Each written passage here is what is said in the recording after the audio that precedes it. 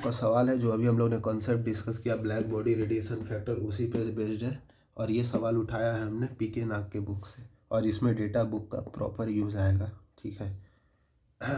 100 watt electric bulb has filament temperature 3001 degree Celsius, assuming filament to be black surface the diameter. मतलब एक 100 वाट का electric bulb है जिसका filament का temperature इतना 3001 डिग्री सेल्सियस है। सबसे पहले तो उस डिग्री सेल्सियस को केल्विन में कर लेंगे। ठीक है। मेन मकसद यहाँ सॉल्विंग का नहीं है, यहाँ अप्रोच बताना है कि सॉल्विंग करने लगे तो बहुत टाइम लग जाएगा। ठीक है, टाइम वेस्ट होगा। Assume the filament to be black, पहला पार्ट हमें निकालना है diameter of the wire if length is 250 mm। तो पहला पार्ट में देखो फिलामेंट जो है इस टेम्परेचर में मेंटेन्ड है। Assuming filament to be black, filament black है तो Q बराबर क्या हो जाएगा, sigma B Boltzmann constant into area into T⁴। Diameter निकालना है ना, देखो, और वायर का डायमीटर निकालना है। ठीक है, तो फिलामेंट का जो वायर है उसका डायमीटर निकालना है। तो फिलामेंट कैसा होगा, वायर कैसा होता है, सिलेंड्रिकल शेप का होता है। ठीक है, तो यहाँ एरिया क्या रखेंगे हम लोग, πdl। ठीक है, pi into D into L, और एल हमको दिया हुआ है शायद, हाँ लेंथ 250 mm दिया हुआ है। ठीक है, तो इसको मीटर में कन्वर्ट करके यहाँ रख देंगे, और बोल्ट्जमैन कांस्टेंट का वैल्यू हमको पता है, टेम्परेचर को केल्विन में ले लेंगे। ये शायद 30.0 डिग्री सेल्सियस है।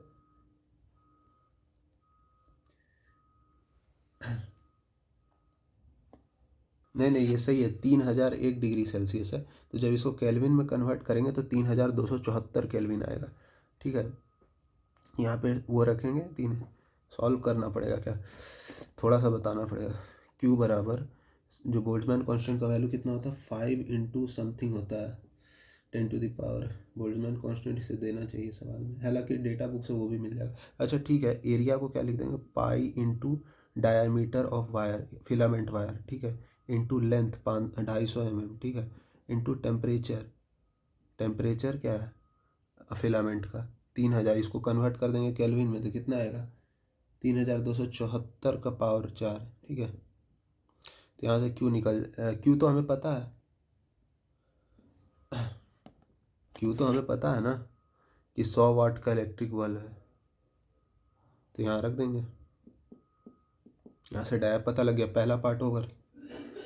दूसरा पार्ट क्या बोल रहा है, एफिशिएंसी ऑफ द बल्ब, यानी ब्लैक बॉडी रेडिएशन फैक्टर ही efficiency, black body radiation factor या ब्लैक बॉडी रेडिएशन फंक्शन को ही एफिशिएंसी कहते हैं, ये बात ध्यान रखेंगे। ठीक है, विजिबल रीजन, हम कहे थे कि ये जो ग्राफ बनता है इसमें जो 0 से इन्फिनिटी इंटीग्रेट करके सिग्मा बी इंटू T⁴ लाते हैं हम लोग, इसमें हम लोग को पूरे वेवलेंथ के लिए कोई मतलब ही नहीं है, अपने काम का तो सिर्फ विजिबल रीजन है। ठीक है, तो उसी के लिए हम लोग कैलकुलेशन करते हैं। तो एफिशिएंसी ऑफ बल्ब का एफिशिएंसी निकालना अगर विजिबल रीजन के लिए 0.5, और ये बड़ा प्रैक्टिकल सवाल है। ठीक है, अभी बताएंगे क्यों, 0.5 माइक्रोन से 0.8 माइक्रोन के लिए। ठीक है, एफिशिएंसी ऑफ बल्ब मतलब इसने सिंपली पूछ दिया कि ब्लैक बॉडी रेडिएशन फैक्टर निकालो, जो कि होता है 0 से lambda EB lambda D lambda upon sigma B into T⁴। ठीक है, अब उसके लिए ये तो वैल्यू तो हमको डेटा बुक में डायरेक्ट दिया रहेगा। इस चीज़ को निकालने के लिए इस चीज़ को निकालने के लिए पहले हमको लैम्डा इंटू टी निकालना पड़ेगा। ठीक है, तो लैम्डा है कितना, 0.5 माइक्रोमीटर है ना, तो ठीक है, तो लैम्डा 1 इंटू टी करेंगे तो ये आता है 2619.2 माइक्रो।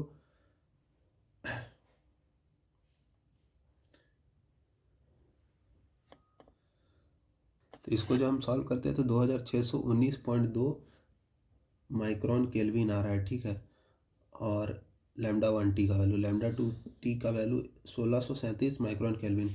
अब डेटा बुक में जो वैल्यू है माइक्रोन में नहीं दिया रहेगा, वो 1 माइक्रोन होता है 10⁻⁻6 मीटर। ठीक है, मिली केल्विन में दे रहता है, तो माइक्रो केल्विन को मिली केल्विन में कन्वर्ट करने के लिए 10⁻³ से हमको मल्टीप्लाई करना पड़ेगा। नहीं, एक मिनट,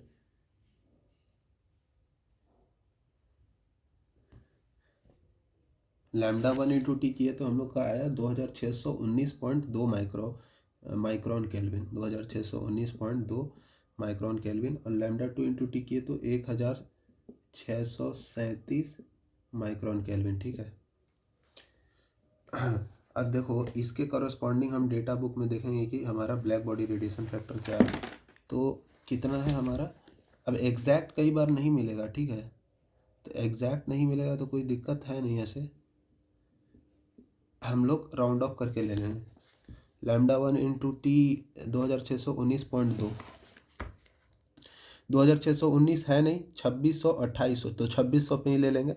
यहाँ पे दिखा रहा है data 0.18 black body radiation factor का, इस पे 0.18, ठीक है। और λ2 × T पे कितना है 1637, 1637 पे इसने 1600 और 1800, 1600 पे दिया हुआ है, 1600 पे ही ले लेंगे। शायद बहुत नेग्लिजिबल डिफरेंस आएगा, बहुत नेग्लिजिबल, 0.019। हाँ ठीक है, एक मिनट, 1637 माइक्रोन केल्विन। तो ये जो डेटा आ रहा है हमारा 1600 के करीब 0.0019 आ रहा है, ठीक है, form fact black body radiation factor का वैल्यू। तो यहाँ पर ये 0.019 है, ठीक है। अब जिनको एग्जैक्ट वैल्यू चाहिए तो 1600 पे हमको ब्लैक बॉडी रेडिएशन फैक्टर का वैल्यू पता है, हमको 1800 पे भी पता है, हमको निकालना है इन दोनों के बीच में, दैट इज़ 1637 पे। तो हम लोग इंटरपोलेशन मेथड यूज़ कर सकते हैं, ठीक है, पर उतना करने का ज़रूरत नहीं है, राउंड ऑफ करके भी देख सकते हैं, ठीक है। और एग्जैक्ट चाहिए तो इंटरपोलेशन लगा लेना, ठीक है, इंटरपोलेशन लगा के आ जाएगा एग्जैक्ट। तो पी के नाग में 0.018 तो सही है 4, लेकिन मेरा जो ये है सेकंड वाला वैल्यू 0.019 के जगह 0.022 दिखा रहा है।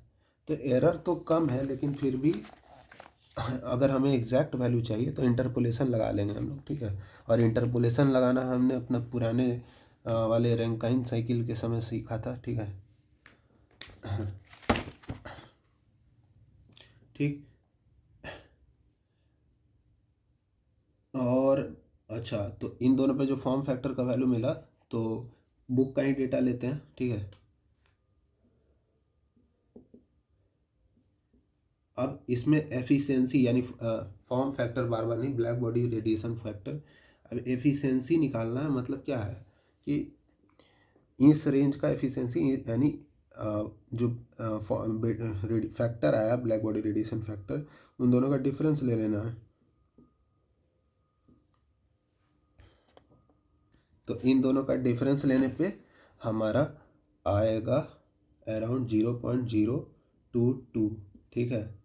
नहीं, डिफरेंस लेने पे आएगा 0.162, जेट इज 16.2%। और यही एफिशिएंसी ऑफ द बल्ब या ब्लैक बॉडी रेडिएशन फैक्टर को ही एफिशिएंसी ऑफ द बल्ब कहते हैं, कि टोटल एनर्जी जो है सिग्मा बी इंटू T⁴, यानी टोटल वेवलेंथ।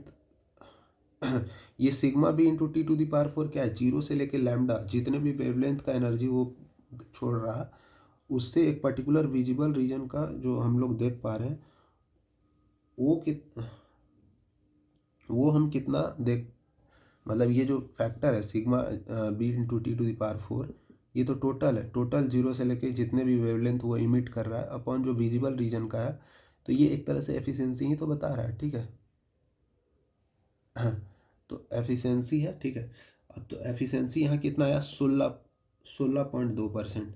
देखो अब ये बड़ा प्रैक्टिकल सवाल है, तो 84%, जो इतना परसेंट जो है वो विजिबल 16.2% का क्या मतलब है कि टोटल रेडिएशन का मात्र 16% जो है हमको दिखे, हम विजिबल रीजन का है, बाद बाकी जो 84% जो है वो हीट एनर्जी के फॉर्म में जा रहा है, ठीक है। हीट एनर्जी के फॉर्म में या इंफ्रारेड एनर्जी के फॉर्म में वो डिसिपेट हो रहा है 84%। तो इसका मतलब देखो अब क्या है कि यही कारण है कि इन उसको क्या कहते हैं, जो हमारा फिलामेंट वाला बल्ब होता है, इंसेंडेंट बल्ब कहते हैं शायद उसे, इंसेंडेंट बल्ब जो हम लोग फिलामेंट वाला यूज़ करते हैं, वो बहुत ज़्यादा एफिशिएंट नहीं है, इसीलिए फ्लोरोसेंट बल्ब के तरफ हम लोग गए, ठीक है।